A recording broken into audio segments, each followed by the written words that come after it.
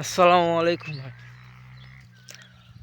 দেখেন, আঙুল ফল বাগানের ভিতরে পিঁয়াজ চাষ করলেই, অন্য কোনো সবজি আবাদ করলে গাছের অবস্থা দেখেন কী হয়।